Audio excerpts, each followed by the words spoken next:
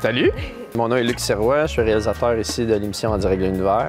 Un mercredi soir, je pense, France Baudouin m'appelle. « Salut Luc, ça va? » Ouais. Moi, j'avais travaillé longtemps avec France Baudouin, mais nos vies s'étaient séparées, puis on faisait d'autres choses chacun de notre côté. Puis ce soir-là, elle m'appelle, puis elle dit « Hey, ça te tente qu'on aille dîner demain? » Tu sais, je dis « Ben oui. » Fait qu'on est allé dîner, puis c'est là qu'elle m'a dit, dans le fond, que le réalisateur qui était sur l'émission devait quitter pour aller faire d'autres choses. Puis elle me proposait, dans le fond, de faire cette émission-là. Puis moi, quand elle m'a offert ça, j'ai fait « Ah, c'est dans le fun. » Mais j'avoue que j'avais jamais vu l'émission. J'avais jamais écouté l'émission. J'avais le goût de retravailler avec elle. Fait que j'ai fait mes devoirs, puis j'ai accepté l'offre. Puis oui, c'était très flatteur de se faire offrir une émission comme ça, en direct, tous les samedis soirs, à Radio-Canada, tout ça. Fait que j'ai embarqué, puis là, ça fait déjà 8 ans. Puis je suis super content de la décision que j'ai prise à l'époque. Fait que c'est très agréable de faire cette émission-là, effectivement.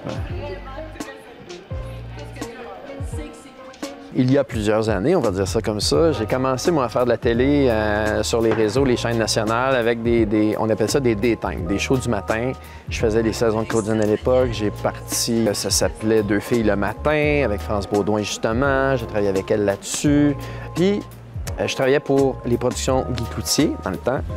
Puis, à un moment donné, Guy Cloutier, il m'appelait Spielberg. « Hey, Spielberg, t'es bon, Spielberg! » Puis, bref, il m'a donné ma chance en variété. Il m'a donné une émission qui s'appelait Palmarès. Puis c'est là un peu que j'ai eu la piqûre du variété, c'est-à-dire de découper de la musique, de faire des shows musicaux, tout ça. J'étais faite pour ça, puis ça a bien fonctionné. Puis l'année d'après, on m'a donné La Fureur.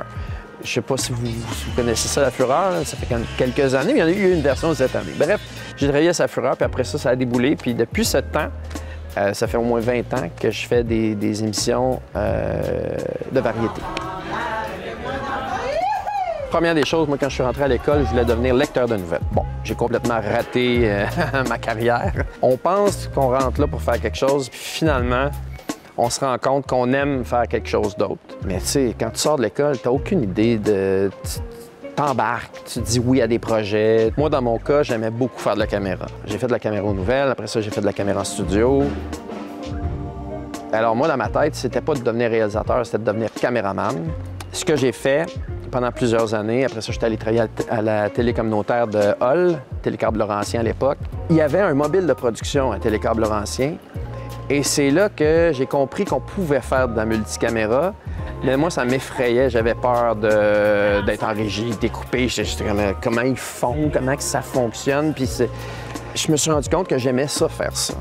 Découper des émissions en direct. Puis c'est vraiment à la télé communautaire que je me suis fait les dents là-dessus, puis que j'ai appris à faire ça. Puis là, ben ça m'a emmené en Mauricie, où là, j'ai fait de la publicité, mais j'ai fait aussi des émissions de bouffe, qu'on appelle, des émissions de recettes. Puis là, ben, de la Mauricie, ça m'a emmené à Montréal. Puis tu sais, quand tu t'embarques là-dedans, tu donnes toujours ton 120. Moi, j'étais comme ça, là, quand on me proposait un projet, ben j'embarquais, mais à 120 là. Je calculais pas mes heures, puis j'aimais ça. Quand tu aimes faire quelque chose, les heures ne comptent plus. Attention, la 2 et 2. Attention, 6.